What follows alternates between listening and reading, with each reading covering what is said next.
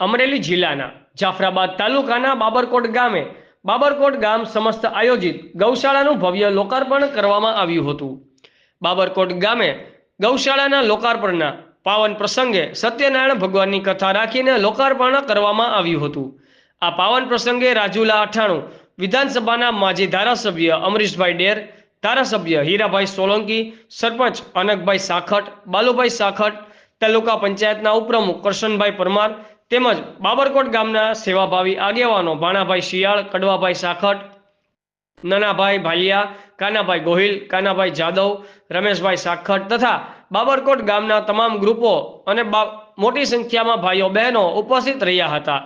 બાબરકોટ ગામ સમસ્ત આયોજિત બાબરકોટ ગામે ગૌશાળાનું બાંધકામ કરવા માટેની મહત્વનો ફાળો બાબરકોટ ગામે ચાલતા રામધૂન કીર્તન મંડળ દ્વારા મહત્વનું યોગદાન આપવામાં આવ્યું હતું।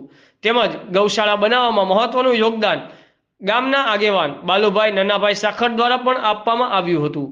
બાબરકોટ ગ્રામ પંચાયતના સરપંચ અનકભાઈ સાખટ અને માજી ધારાસભ્ય અમરીશભાઈ ડેરની રજૂઆતથી કોંગ્રેસ પક્ષના રાજ્યસભાના સંસદ ડોક્ટર અમીબેન યાજ્ઞિક દ્વારા બાબરકોટ ગામે ગૌશાળાના ચેડ બનાવવા માટે 5 લાખની ગ્રાન્ટની ફાળવણી કરવામાં આવી હતી।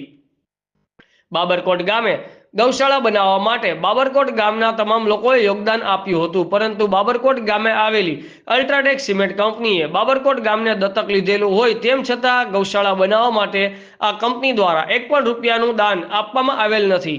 કારણ કે બાબરકોટ ગામે આવેલી અલ્ટ્રાટેક સિમેન્ટ કંપની ગાય માતા ચરાવવા માટે આપેલી સરકાર દ્વારા ગૌચરની જમીન ઉપર ખૂબ મોટા પાયે ખનન કરેલું હોય એ પાપ ઢાંકવા માટે કંઈ પણ દાન કે કોઈ અધિકારી પ્રસંગે ઉપસ્થિત રહ્યા નહોતા।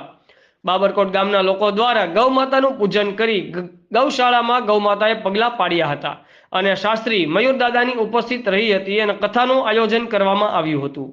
બ્યુરો ચીફ ભગવાનભાઈ ભરવાડ, આઝાદ મીડિયા લાઈવ, જાફરાબાદ।